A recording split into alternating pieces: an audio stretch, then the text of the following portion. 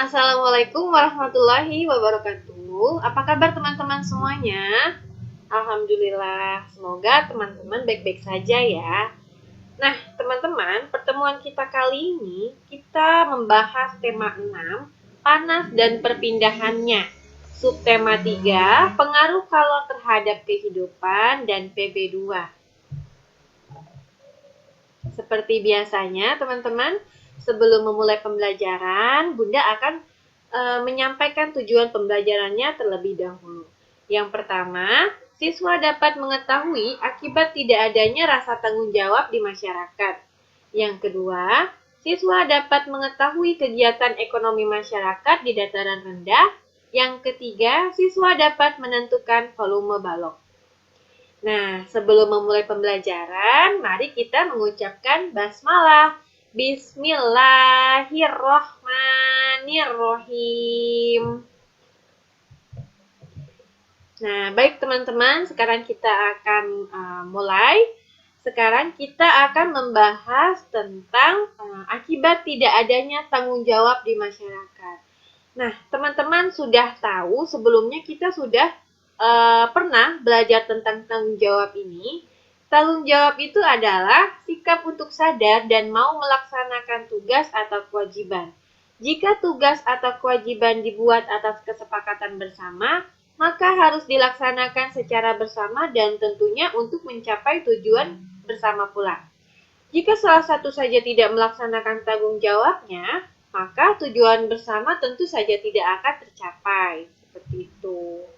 Jadi teman-teman selain tanggung jawab di sekolah, teman-teman juga punya tanggung jawab di masyarakat ya. Adapun contoh sikap tanggung jawab di lingkungan masyarakat yang harus dilaksanakan secara bersama-sama, gambar yang pertama itu adalah menjaga kebersihan lingkungan. Jadi teman-teman wajib menjaga kebersihan di lingkungan rumahnya ataupun di lingkungan masyarakat. Lalu untuk gambar yang kedua, di sini ada menjaga keamanan lingkungan. Keamanan supaya teman-teman bisa hidup tenang gitu ya di rumah ya. Jadi biasanya kalau menjaga keamanan lingkungan ini, biasanya bapak-bapak nih yang biasanya menjaga keamanan di malam hari untuk menghindari adanya pencurian, perkelahian, dan lain sebagainya gitu. Lalu adapun yang ketiga, contoh yang ketiga itu membantu tetangga yang sulit. Nah, jadi kalau misalnya ada tetangga teman-teman yang sedang kesulitan, teman-teman wajib membantunya ya. Seperti itu. Jadi di sini ada 3 contoh sikap tanggung jawab di lingkungan masyarakat yang harus dilaksanakan secara bersama-sama. Sekarang kita beralih ke kegiatan ekonomi masyarakat di dataran rendah. Dataran rendah merupakan salah satu jenis daratan pada permukaan bumi yang berupa hamparan luas tanah dengan tinggi kurang dari 200 meter di atas permukaan laut. Istilah ini diterapkan pada kawasan manapun yang tidak termasuk ke dalam dataran tinggi. Suhu udara pada dataran rendah biasanya berkisar antara 23 derajat Celcius sampai dengan 28 derajat Celcius. Suhu pada dataran rendah tidak terlalu dingin seperti pada dataran tinggi, tetapi juga tidak terlalu panas.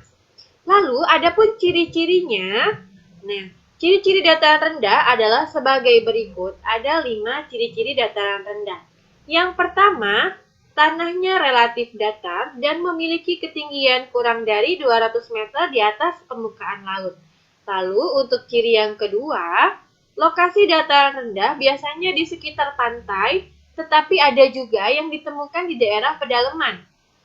Lalu yang ketiga, terjadinya akibat proses sedimentasi.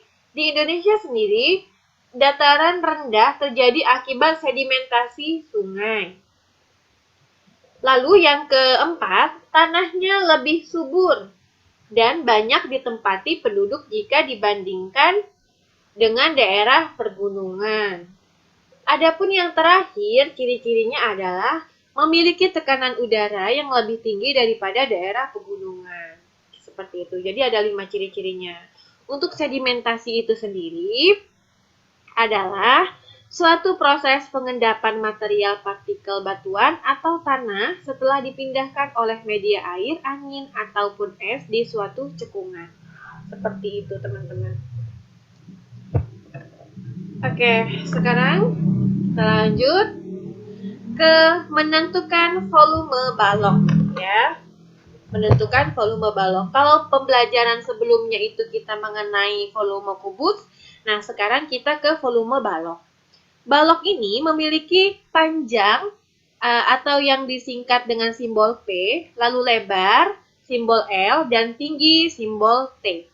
Sama seperti menentukan volume balok dengan menggunakan kubus satuan, rumus volume balok adalah sebagai berikut. Nah, teman-teman bisa lihat di sini, untuk balok itu di sini dari sini sampai sini itu disebut dengan panjang, lalu lebar di sini sampai sini. Lalu untuk tingginya, teman-teman bisa lihat kursor Bunda ya, nih di sini. Adapun rumusnya, V balok. V itu volume ya, teman-teman. Volume balok sama dengan P kali L kali T. Berarti volume balok sama dengan panjang kali lebar kali tinggi. Dari rumus di atas, kita dapat menentukan panjang, lebar, ataupun tinggi dari suatu balok. Jadi di sini ada 3 rumus. Kalau misalnya dalam suatu soal yang ditanyakannya itu adalah panjang, berarti kita harus menggunakan rumus yang ini. P sama dengan V per L kali T. V ini volume ya teman-teman, volume per lebar kali tinggi. Lalu untuk rumus yang kedua, kalau misalnya di dalam soal itu yang ditanyakan lebarnya, berarti kita harus menggunakan rumus yang ini. L sama dengan V per P kali T.